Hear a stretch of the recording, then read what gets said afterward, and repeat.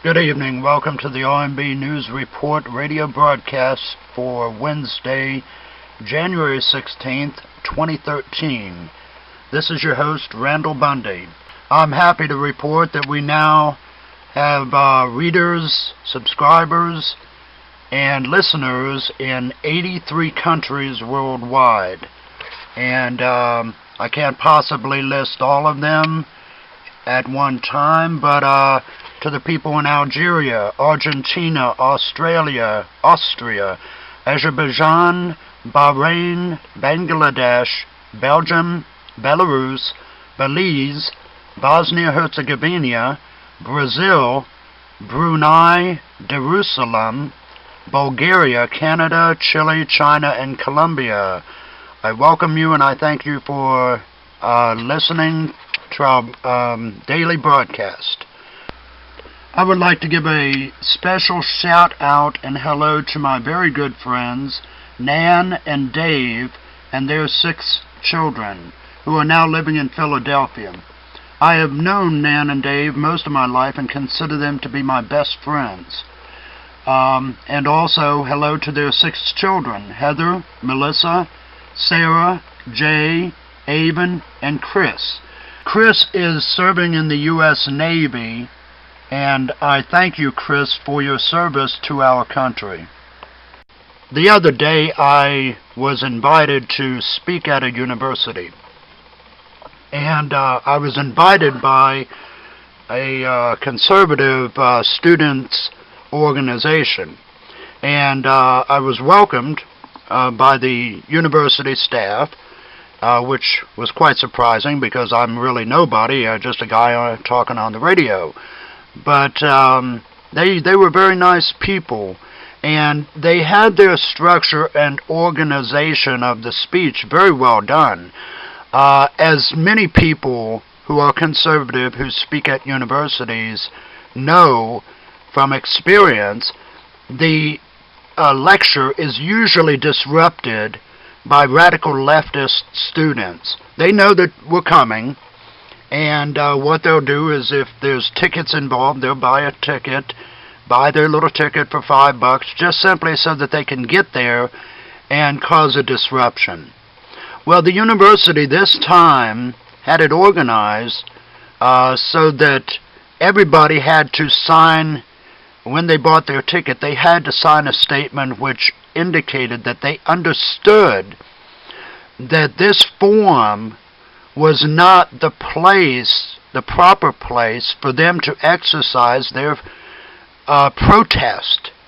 Of course, everyone is entitled to freedom of speech, and as many people in the audience learned, is that I welcomed their inquiries or their questions, as long as their questions were reasonable and semi-intelligent, and but deliberately disrupting the lecture deprived others of their opportunity to benefit from the lecture itself. So the university was very cooperative. Everybody signed the back of the ticket form that said that they understood that if they caused a disruption, a protest, a picket, a demonstration, that they would be escorted from the auditorium. And it did occur on a couple occasions. There were police officers in attendance, university campus police, and very nice fellas and women. And there were a couple instances where, of course, the radical left decided that they were going to attend and cause a disruption. Well, they didn't get very far before they were actually escorted from the auditorium. Also, what I noted was the moment that these radical students began their shouting, well, the entire auditorium of conservative students ended up jumping to their feet, turning around and shouting the protesters down. So it was a very intimidating demonstration to the leftists that the conservative students have had enough of their nonsense too. And I was quite pleased. What I noted with the conservative students is that they were all very well dressed. Their questions were very intelligent, well structured, well delivered. They were very respectful. The nicest bunch of young people that you'd ever want to meet. Now, if anybody, conservatives out there, will be speaking on the typical campuses and universities, I want to warn you that this is what happened the other day. The welcome that I got, the security protection, and the removal of the students that were just there for the sole purpose of causing a disruption. This is not standard protocol. Usually when you walk into a student auditorium at a university, man, you are in for a beating. Maybe not a literal beating, but they will be there. They will cause a disruption and shout you down, and it's hard for the speaker to focus and concentrate when that has occurred. I have no problem because I'm just as pig-headed as they are, I suppose. But overall, I found the entire student body very wonderful people, and I'm talking about the conservative student body. Now, prior to that, the auditorium, see, I was due to speak at 8 o'clock in the evening, and I was to lecture. The lecture actually just turned out to be me talking to the students and inviting their participation, and I found that was a very informal approach and very effective approach. I was able to get the students themselves involved in the conversation. They took up most of the 2 hours, and they were wonderful students. But that is not the standard. Those are not the standard university students that are out there. I happen to be speaking in front of the conservative branch of the university.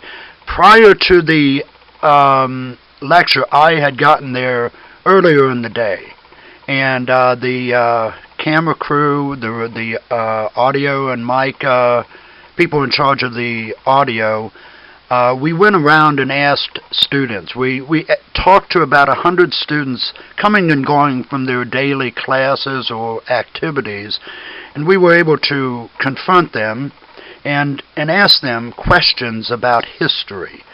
History has always been my favorite subject throughout my life, and so we would ask at random, and we primarily, we didn't want to, we talked to some foreign students, but we didn't want to ask them questions about American history or American politics, because we must allow for the fact that they come from another country. We cannot expect them to know who George Washington was, or who Thomas Jefferson was, or what the Articles of Confederation was. It would be unfair of us to presume that they would be able to answer those questions any more than I would be able to answer questions about Japanese history and Japanese politics. I could not answer any questions about that. So we focused on people who we knew were Americans by birth. Now, our groups that we talked to were black and white. They were Asian. We could tell pretty much as soon as we introduced ourselves whether they were native-born or foreigners. But it was remarkable because what we found among the student bodies, we would ask them questions like, do you know who George Washington was? And 43, according to our results of our statistics, only 43% of the student body could in fact answer the question.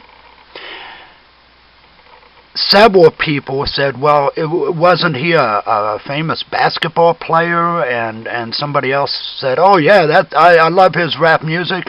And they were serious. At first we thought they were joking, but they were dead serious. And some people just drew a complete blank and say, no, I don't know anything about that. And my point is that, could it very well be that the reason This country has allowed somebody like Barack Obama, a known Marxist, and endorses the doctrine of a socialist economic system. Is it possible that the young people are just simply not educated? Well, we know this to be a fact. If you've ever looked at the curriculum, the standard curriculum in United States high school and grade school all the way down to kindergarten, you find very little about the Founding Fathers, very little about the history of the U.S. Only selected things are they picking out to use to aid them in their indoctrination of our youth. So in interviewing these students as they were wandering to or from class, at the end of the interview we would ask them what they would consider their political identity was. And we had come to the conclusion with the statistics that about 43% of the students knew who George Washington was, the Founding Fathers. They could carry on a relative intelligent conversation about those in answering those questions. And then we would ask them questions about, do they know what the First Amendment to the Constitution is, commonly known as the Bill of Rights? And then we would ask them about the Second Amendment.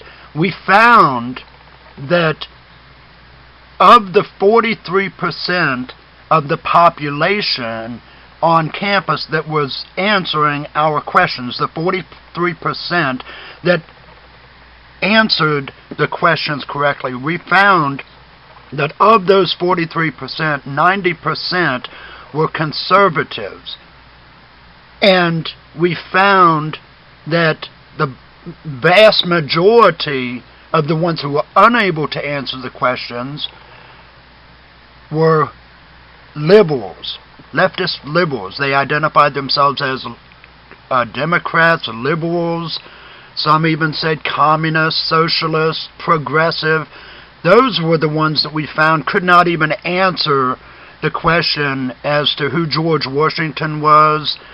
And I wanted to pick out of the Founding Fathers the people that I thought everybody would know, because some people may not know the significance of Thomas Jefferson and Benjamin Franklin. So I wanted to pick out somebody. I mean, after all, George Washington was our first president. Surely I would expect everybody to know who George Washington was, but I found out that only 43% of those students asked could actually answer that question. And of those 43%, 90% were conservatives. So it tells me a little something about the leftist indoctrination and how their lack of focus on relevant aspects of American history. We're going to take a commercial break here. This is the RMB News Report radio broadcast. This is Randall Bundy, your host, and we'll be right back.